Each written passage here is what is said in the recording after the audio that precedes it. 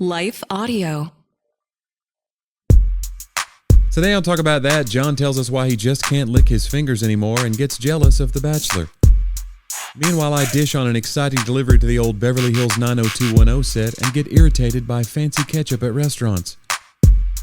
Plus a conversation about talent versus discipline and why repetition matters more than you think.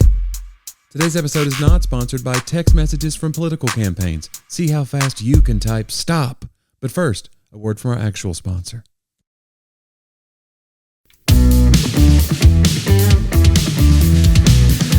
The long week is over, Johnny. It's time for the next episode of Talk About That.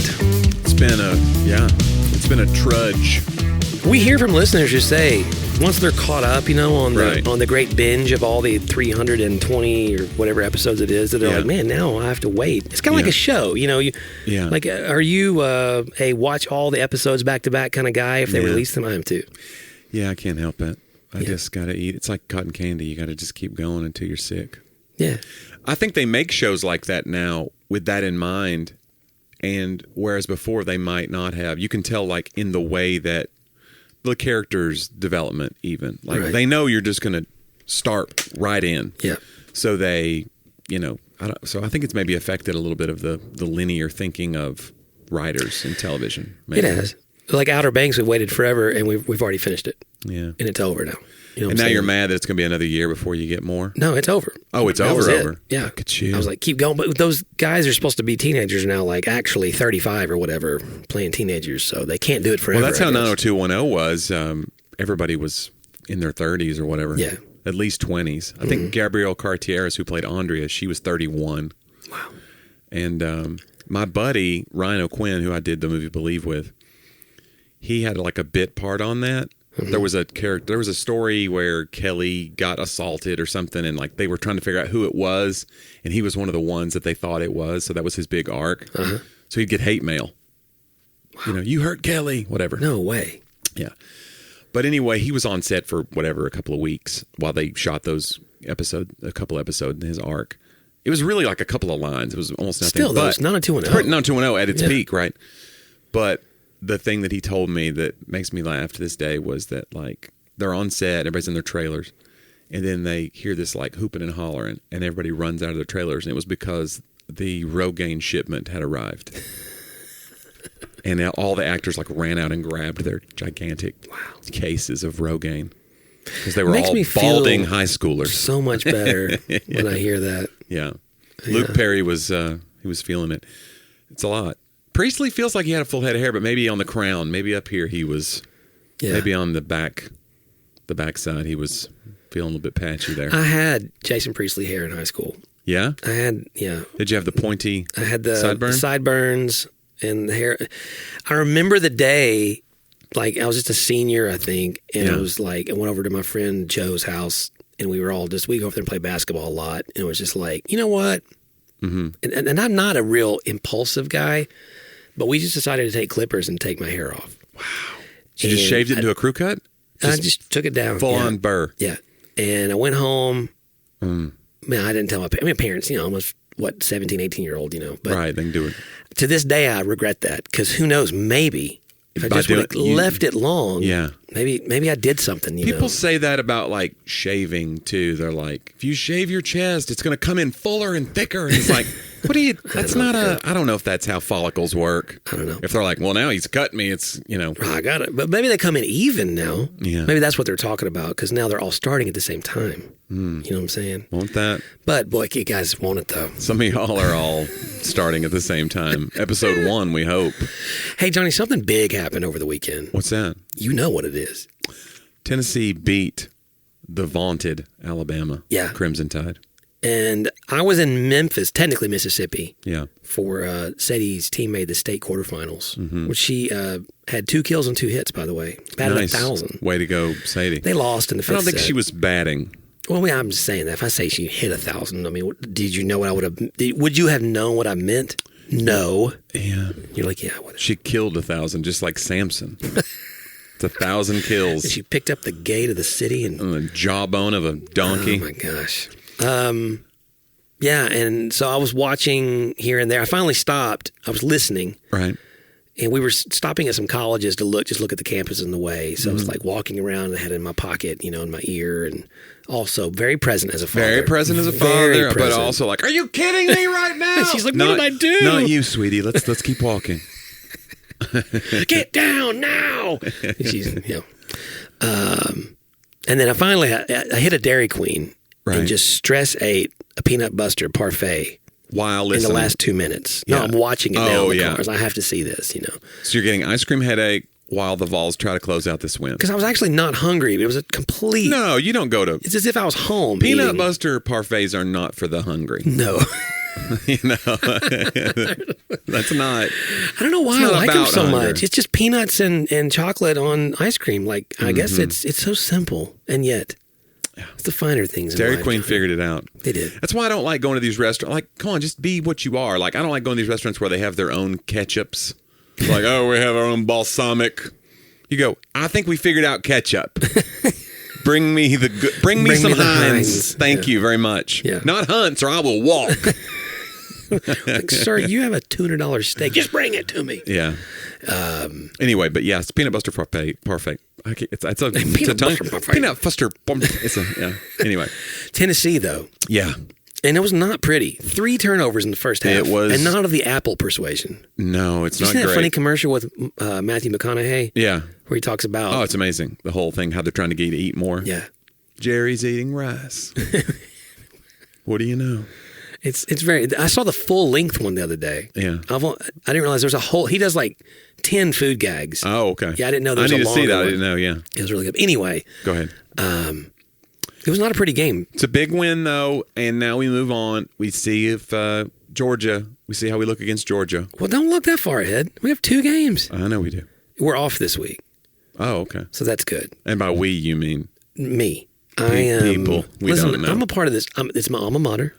You are off, though, because you preached last week, so you are technically off this week. It's like me and Tennessee are in sync. John has a bye. That's what they should call it when you're...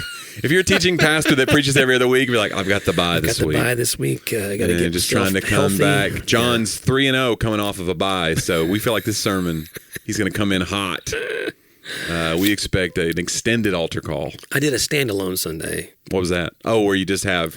Andrew wanted to do... You can't stretch it into 3 because you're like, this is a one well, off. I'm always a series guy. He was like, let's do like a month of standalones in October. I think you're a series guy because you have extra words and you're like, I can't get all this. I can't put this in one. 3-point sermon is 3 sermons. Yeah. No, that actually is true, but I don't do a bunch of points now, but we had a stat. You don't make any points with your sermon? I don't make any points at all.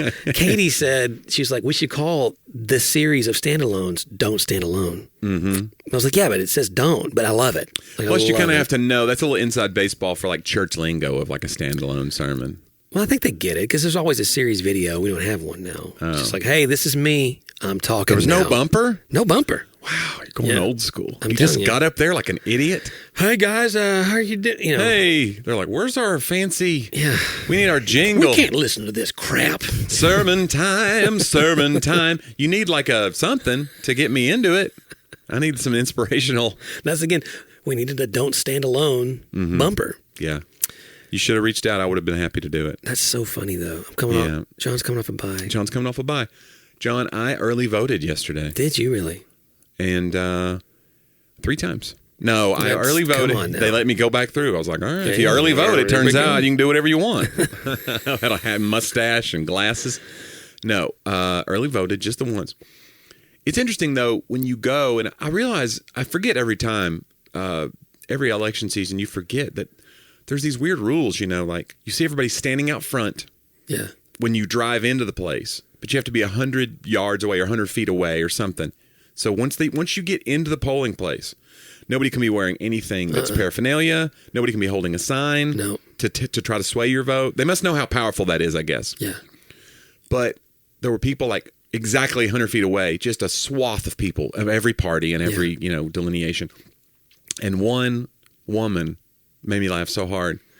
She's holding an upside down sign for her candidate, and she's in a camping chair. And she's sound asleep, middle of the day. It was 12:30. And I just thought, I don't know if you're doing you're not helping Like, I thought you were going to walk up and go, hey, ma'am, your sign's upside down. She's like, oh, is it? And she turns. She goes, the world's upside down. And then she turns it around and starts telling you all about the candidate. And it was like some ploy. Oh, it was to get me to come over. But she was asleep. Yeah. So that didn't work. Maybe it was her ploy. She just fell asleep in the middle of it. I fall asleep in the middle of ploys. Is he upside down or is this democracy upside down? Maybe you're standing upside down and you just don't know it. Yeah, she blew my mind. Yeah. So I voted for Jensen or whoever she had. Yeah. I couldn't read it, so who knows? I just wrote it in. I wrote it. What I did was I turned my ballot upside down and it all made sense. And I was like, oh, that's the guy. I remember now. Anyway, I go in to do my thing, and one thing that struck me was first of all, people that volunteer, we have friends who volunteer at the polling place. Yeah. The Smiths, they volunteer every year. They were there, and I got to see. If that's their real name. If that's their real name. Right. So I got to see, it was great to see you. Oh, cool. And then he walks me over and he explains everything. But I noticed as I was giving my license, and you go where there's different tables you go to, to get through the process. And when I was giving my final ballot to walk over to the machine, there's because it's almost Halloween, there's a gigantic bowl of candy, and all different kinds of candy. And I was like, red candy, blue candy. That's what I was going to say. The thing that really struck my eye was like this bright blue piece of like Laffy Taffy. Uh-huh. And I was like, I wonder if they're making any. Wow. If I grabbed that and she goes, you sure you don't want this bright red Jolly Rancher, sir? You want to make America grape again over here?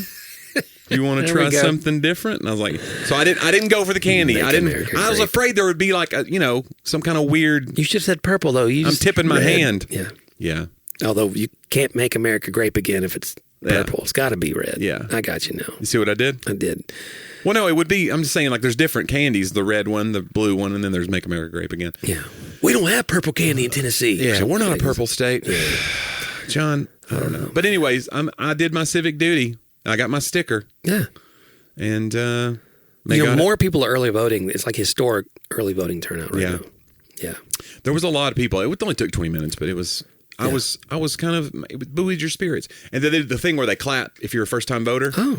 You hear people go like, first-time voting, and then people clap for them. That would be it's kind of shameful. Neat. What if you're like No, the one 50, person they clapped, it was not a young person. Yeah. It was like, this is just like, they're fired up. You've never cared about the civic process before now, and all of this is your fault. We don't know the reason. Maybe they were incarcerated. We don't know the reason, John. Did they ever get to vote if they're incarcerated? I don't think. I think once you serve your time now, they've done... Yeah, I'm writing for a guy who's incarcerated, and he was pardoned by the president. Yeah. Yeah. Wow. I think he gets to vote now. I think everything's restored. Yeah. Come on, isn't that? Won't that? Just like... I don't know what it's like. It's close to our lives, actually. It's a full pardon. Pretty close. Yeah. You know what else is close to our lives, John? What's that? Advertising. You know what? It really is. It's all around us. It is. It's necessary. I don't know. I know some people rail against it, but not us because it helps pay the bills. Keep the old lights on around here and talk about that. So let's hear from a few fine sponsors.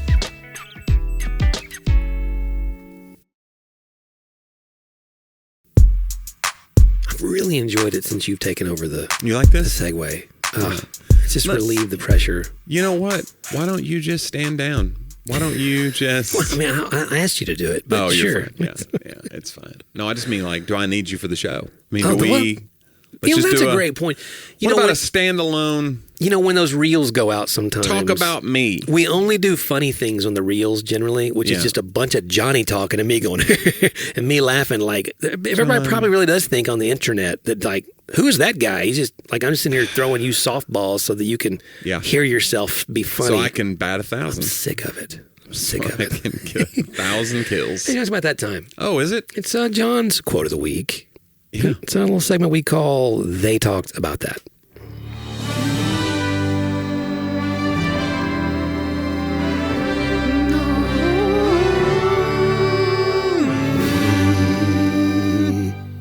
High low. Yeah. Yeah. Bruce Lee. Okay. Yeah. Bruce Lee today. Yeah, I like this one. Bruce Lee says, I fear not the man who has practiced 10,000 kicks once, but I fear the man who has practiced one kick 10,000 times. Okay. Yeah. Yeah. I like this one a lot. I couldn't kick if my life depended on it. Yeah. You've done neither of those things. I could kick you in the shin. You've not practiced 10,000 kicks, and you've not practiced one kick 10,000 times. Bruce Lee's not afraid of me for any reason. For a lot of reasons, Bruce Lee's not afraid. Well, part of it's because he's passed on. But sure, I like speaking in the present tense whenever the quote's in the present tense. Were he still here, though, I don't think you'd be the kind of guy that he'd be like, don't make me face John Driver. anybody. He has practiced nothing. Yeah. I like the idea of the discipline and repetition of life. Like there's that idea, and we talk about creative stuff a lot on here. And I think as a collaborator, which again is not like a thing everybody sets out to do. I didn't even know it was a thing. But I'm 31 books in now. Mm-hmm. I think I'm on 32 writing right now. And I'm like, most of it, the reps are what matter the most. Like, it really does become a thing. Because there's sometimes you get into one and you're like, I don't want to do this anymore. Like, this is hard. Yeah. But you go, oh, I've done this 25 other times or whatever. And so you just kind of start believing this is what you do. Mm-hmm. You know? It becomes kind of second nature, or a problem. You start to recognize the common problems among storytelling that people who are trying to get their story out. They're like, I'm not sure. I always hear this. Why would anyone want to hear what I have to say? Like that's always a common thing. And I usually tell them, like, you know what? I would rather write for someone who feels that way about themselves than someone who thinks everyone should hear all the things I have to say. Yeah. And so I can immediately, I believe that, but immediately I can alleviate that true fear for them a little bit. Like, actually, that's a common thing when you have a great story, you know, because you're trying to be humble. When they say, is this book even any good? Should I tell it? You go, how much was the check again? I think this story needs to be told. Everybody needs to hear this. Everyone. You're still looking at the check. You haven't even made eye contact with them yet. Well, obviously, it's a very lucrative career, as you know. I mean, come on. You saw what I pulled up in. That's 2010. Yeah, that's... You saw it, yeah. Can't hide money. But I think the same way with jokes and the same way I think with life, but there is something, I think we're in a time in society when you want to flash in the pan and be like really good at something early. What is it? I'm not as good as I once was, but I'm as good once as I ever was. We want that dare to be great moment. Yeah. And then we can I'll coast on that. Yeah. If I can just have one thing. Yep. But still, even people who you think are overnight successes like that, no, it's very rare. Yeah. As far as that make a lasting career out of it. It's usually people that you've just, Marty, my buddy Marty's a comedian in South Carolina. He used to go to dive bars and do comedy. And when he was in college at South Carolina, where he was a kicker for their team for 4 years, Hootie and the Blowfish were playing dive bars. They were playing Only Want to Be With You and all those songs 8 years before they broke. It's crazy. So all those reps. So when they finally got their moment, they were so tight. And if anything, they were overplayed. That's kind of what happened with them. They got so overplayed that they became Public Enemy #1 almost. Yeah. You know, as far as because at that time grunge was taking over. So it was these Hootie people. Yeah. But what I'm saying is the people that think, oh, here these guys come in, they're just fly by night, flash in the pan. It's they had been playing together as a band for 10 years by then. I do see it in the writing world sometimes, though. Obviously, it's different because if, say, it's someone who did something, unique or something crazy happened to them, and then their book becomes New York Times bestseller, right? But they'd never written one before, right? Because they had something unique to say. Or you get a book deal because you were on a reality show, and it's they're trying to capture that moment and tell us your story about that. I'm not gonna lie, I had a really bad attitude, and I'm just gonna say it, but because Survivor rejected you. I remember I was probably 12 years ago, 13, so I was younger, significantly younger. And really working hard and grinding and doing books and stuff the best I could. And a Christian publisher published one of the early guys from help me out here. Survivor? No. Big Brother? The Bachelor. The Bachelor. Big Brother Bachelor? And I was so I got a little judgy for a minute. Yeah. Because also, I was doing lots of weddings and all kinds of we're talking about real relationship stuff. And it just, if it wasn't been a Christian publisher, I think it wouldn't have bothered me as much. Yeah. And then I had to step back and go, I don't know, maybe the guy had I know all the women in my life were excited about it, but it wasn't because they thought he was good at relationships. You know what I'm saying? There's a reason he was on The Bachelor. And there's a reason that I was not, mainly because I was married. Yeah. But much like the Bruce Lee thing, even if I had been married, they weren't going to ask me. They'd be more likely to ask Bruce Lee, even posthumously. They're like, Bruce, we're going to AI this mess. Can we get Bruce Lee? Is there anyone who can give? Someone's got to get it. I'm going to hold up 2 cards. You tell me which one.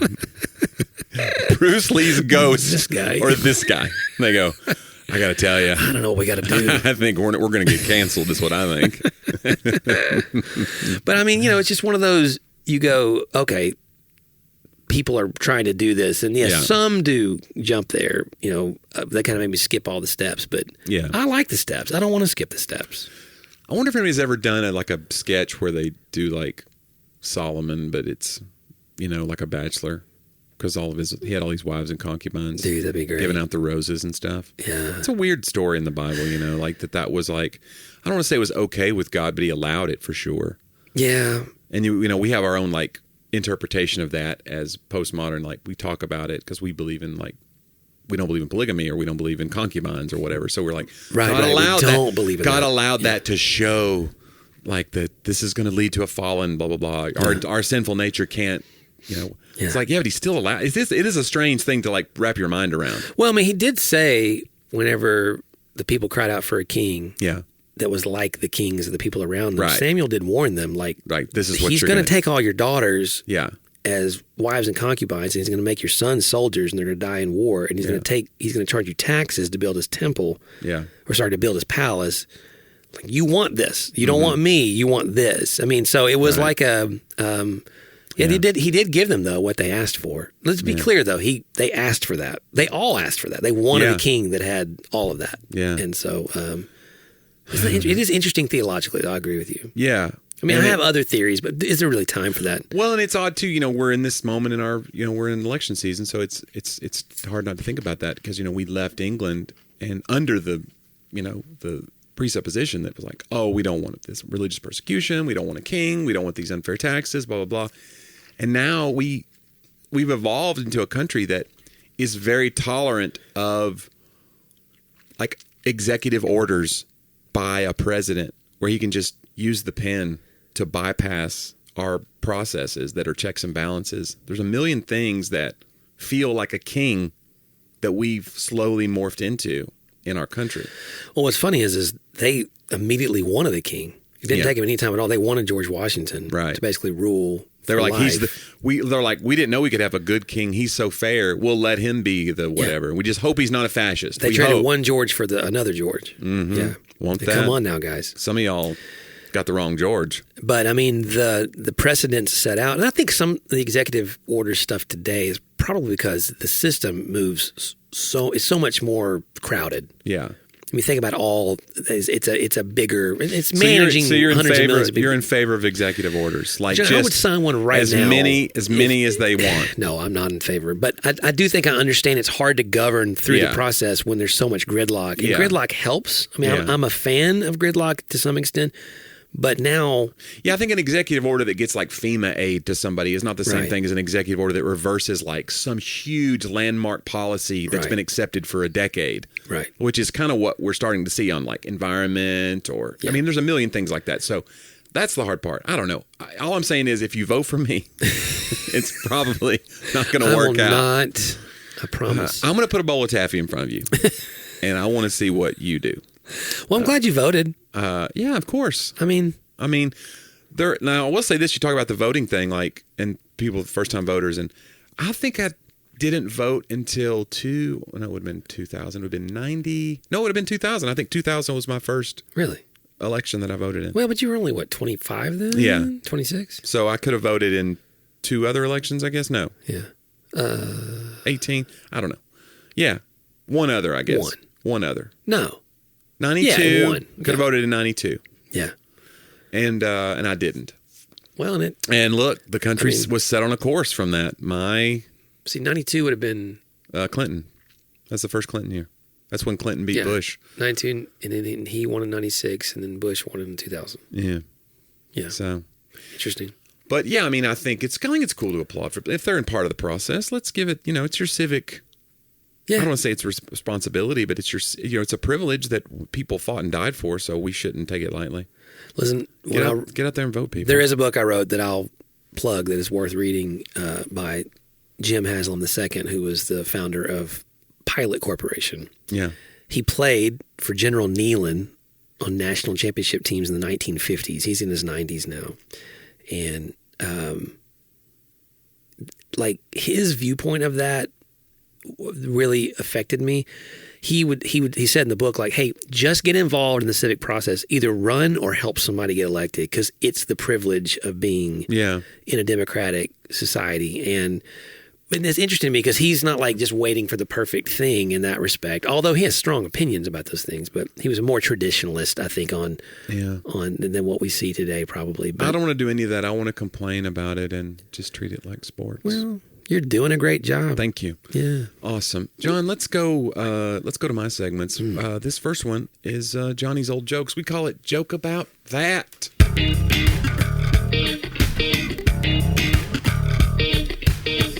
Couple this week, John, the old street jokes that we love, we know and love. I had not heard this one, though. A guy is sitting on his porch. No. I'm already messing it up. Hold on. It's got to be your porch. A guy is sitting at home when he hears a knock at the door. He opens the door and sees a snail on the porch. You know, it's the old snail joke that we all... It's a tale. He picks up the snail, throws it as far as he can. A year later, there's another knock at the door. He opens it and sees the same snail. The snail says, "What was that all about?" That's great. I love the idea of time passing, but to the snail, it's all the same. It's great. It's just such a... I love that. John, another one. Tuba and scuba are both acronyms. Scuba stands for self-contained underwater breathing apparatus, and tuba stands for terrible underwater breathing apparatus. Which is true. That's how my friend drowned. May he rest in peace. John, let's go all the way back this week in history to close the show. We call it Talk About Then. This week, 1938, John. The first Xerox copy.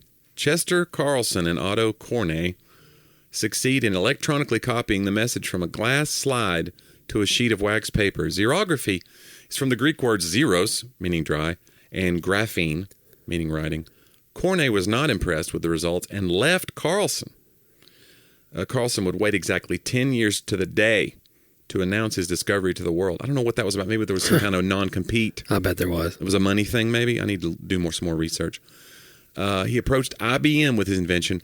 They turned it down. That's a regret. 1947, Carlson sold the rights to the Haloid company, later renamed Xerox, who used the technology to create Xerox 914 in 1959. It was the first plain paper photocopier and has been called the most successful product of all time. What? Yeah. So this invention... What? More than a computer? Yeah. Well, I mean, think about it. We're talking about physical copies of things that you could just have at the ready. Yeah. I mean, that just was unheard of. Right. So people were putting carbon paper in their typewriter to make an extra. Yeah. This was like... And it, you had that weird ditto paper. Yeah. I guess the purple... The purple liquid that made everybody's brain cells. I wonder what sort of... That makes me think of... Like, I bet you there is a lot of copying industry that went away right then that we don't know about. Yeah. You know what I'm saying? It's like a giant killer. It's like a giant killer. Yeah. On the Senate floor or whatever, we need copies for every one of these senators. So there's just somebody over there typing it. You know what I'm saying? And they just, we're just going to whisper it. And then they kind of gets down like, well, I'm voting on what? Like it's all, they just play the telephone game. Okay. John, this week, 1895, the Montparnasse train wreck happened. It's a famous photo. If I showed you the photo, you would recognize it because it's kind of been, anytime something's been a catastrophe or you call something a train wreck, I've seen this photo before. Okay. It's almost like a reference, like a comical reference to it in a way. The Montparnasse derailment occurred when the Granville Paris Express overran the buffer stop at its Gore Montparnasse terminus. The driver was trying to make up for lost time. Isn't that how things happen? He gunned it. He entered the station too fast, and the train's air brakes failed to stop it. After running through the buffer stop, the train crossed the station concourse and crashed through the station wall. The train fell onto the road below. So it's the photo of the train hanging out the station and dangling and touching the ground below. That's the photo of this brick building. The train fell onto the road below where it stood on its nose. A woman in the street below was killed by falling masonry. The driver was fined. This is the worst part. The driver was fined 50 francs for approaching the station too fast, and one of the guards was fined 25 francs because he had been doing paperwork and failed to apply the handbrake. So a total of 75 francs in fines for this horrifying. Yeah, wow. I don't think that would happen today. I think it would be more. What year was this? This was 1895. I mean, a franc. Who knows? Yeah, that's true. We don't know what it is. But it's a sound scolding this person received. Yeah. John, the first parachute jump happened this week, 1797. Wow. André Jacques Garnerin made the first frameless parachute jump. His parachute was an umbrella-like design of white canvas with a diameter of approximately 23 feet.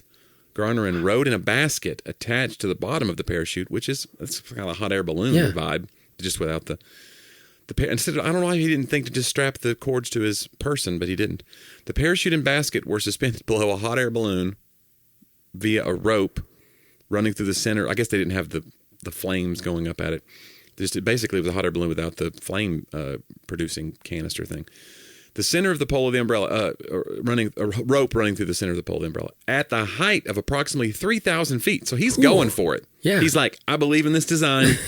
I'm going to take this umbrella. Here we go. I mean, you think his wife would be like, can we try this off the top of the house first?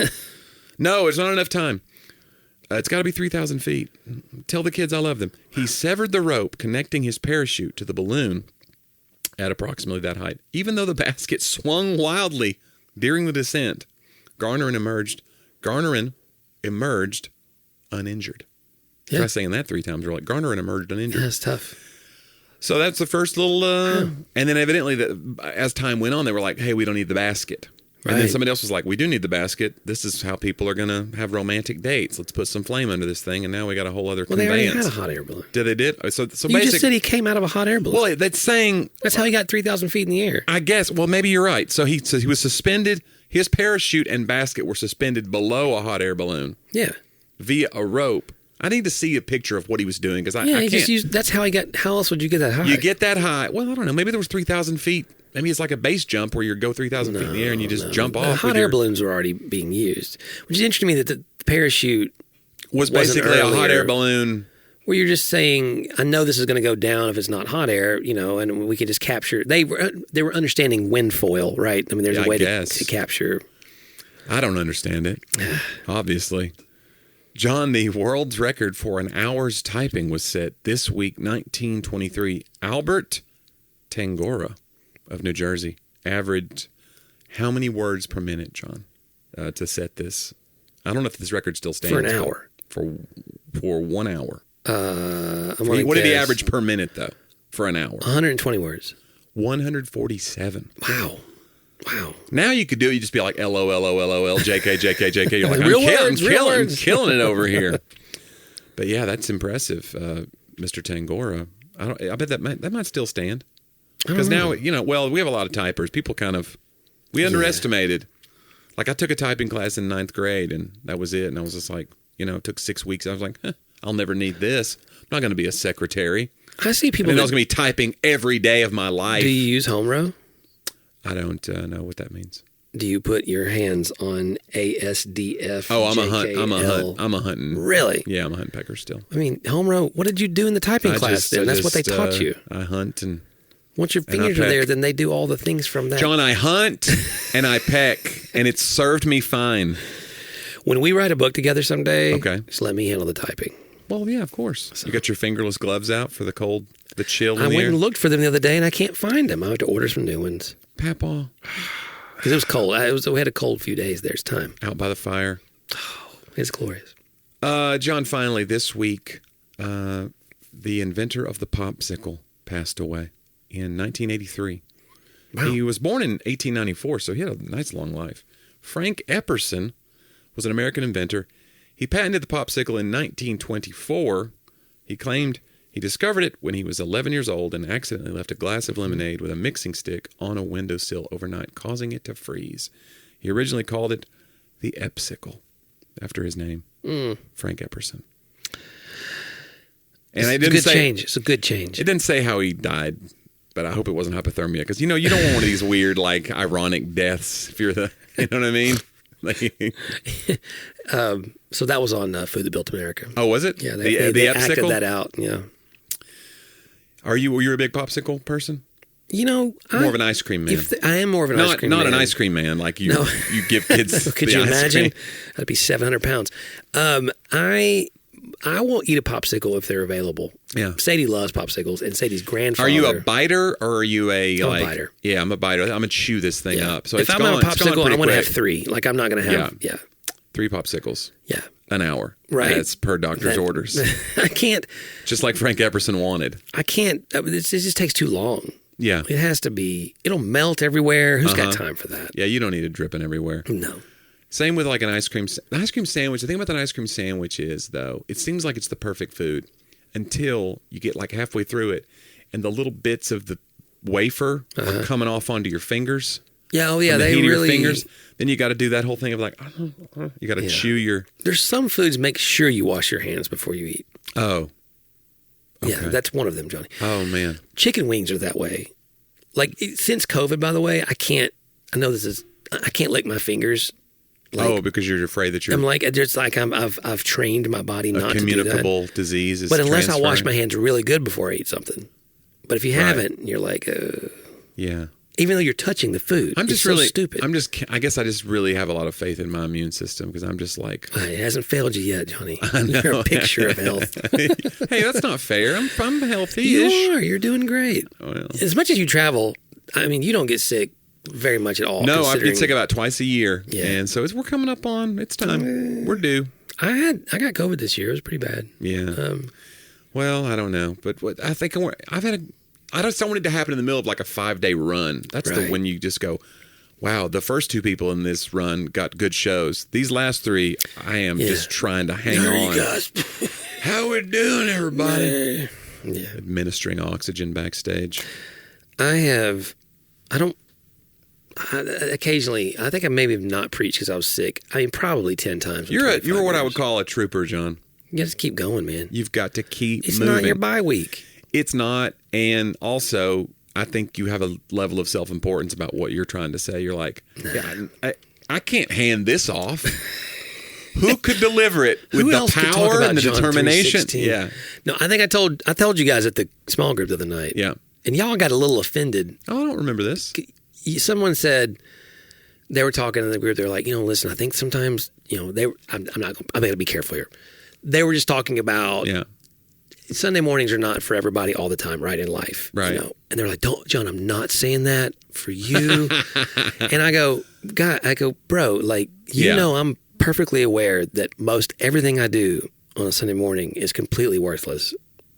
Like, I don't think it's worthless. And everyone goes, whoa, whoa, whoa. It's like this big. I was like, no, I'm sorry. Wrong word. Worthless. I was like, mostly worthless. Or I don't know. Just like climbing on the table to jump. I know I never mattered to you. It's just a real, I know that after all these years, I will spend time, and but it'll be one of many, many things. Like when you're young, you think, you know what? It's like you're going to split the spiritual atom. Well, you're trusting, you want to prepare like your words matter because they do, but you're also trusting the Holy Spirit, right? Exactly. That's the idea. Do his part. Hey, he's going to do what he's going to do with this. Right. I'm just, and I know that sounds, but I'm not going to see that often, like in that moment. Yeah. Sometimes people will come back and say, man, that thing last week really, and I just thought that whole week that nobody even heard what I said, but you don't want to let me tell you something, it's a dangerous game. You don't want to get addicted to that either. Right. Like there was a long time where I needed someone to tell me I did okay. Yeah. It wasn't even for pride. It was more for the opposite. It was for the insecurity of like, oh, did I blow it? Mm-hmm. Oh, did I go too long? Oh, did I do this? Did it make sense? And now you're like, it's okay if it's just going to be, I'll tell the young preachers, like, if you do this in your life, you're going to do it thousands of times. Yeah. So it's okay. Let this one be whatever it is, kind of thing. Just be mediocre. Do is what I'm saying, the guys. Same sermon 10,000 times. I don't fear the preacher who Right. preaches different sermons 10,000 Right. times. I fear the preacher who preaches the same sermon 10,000. That'd be weird, wouldn't it? It would be weird. You'd show up being like, I've heard. I hate to say I heard it, but like we need to move on. Guys, I'm going back to Romans 8. Yes, Romans 8. How'd you know? Yeah. Yeah. I heard that Bruce Lee could preach like a. I'm telling you what. I mean, good grief. You wouldn't think it from his background. No. No. But he was quite the. He was something else. Well, John, let's tell the listeners how they can find out more about the show if they wanted to listen to old episodes. I think the best thing to do would be to go to talkaboutthatpodcast.com. Also, if you want to support the show, click on that upper right-hand link. That's how you get ad-free content, if that's your cup of tea. Bottom right-hand, you can click on the little quote bubble. That's how you send us a message. Or just send an email to hello@talkaboutthatpodcast.com. You should also check out JonnieW.com, JonnieW.com, because the man is all over the country. In fact, he needs to slow down a little bit, maybe. I think you're doing a little too much right now. I think you're right. A little worried about my haggard buddy. Yeah. Heading into flu season. That's right. But you don't have to worry about that. You go to Johnny's show. Yes, please. And like, we're not going because we're worried about Johnny. I'll put up one of those like salad bar glass things to keep everybody safe. No, come to the show. Comedy's so fun live, and the shows are going great. I'd love to see you at shows. Go to JonnieW.com, and there's a little link that says tour dates, and you can see and get tickets and bring a friend. Yeah. Come out and see a show. We'd love to have you. Yeah, it's a lot of fun. Yeah. Guys, thanks for all the time you spent with us today. It was a lot of fun. Let's do it again next week, huh? Talk about that.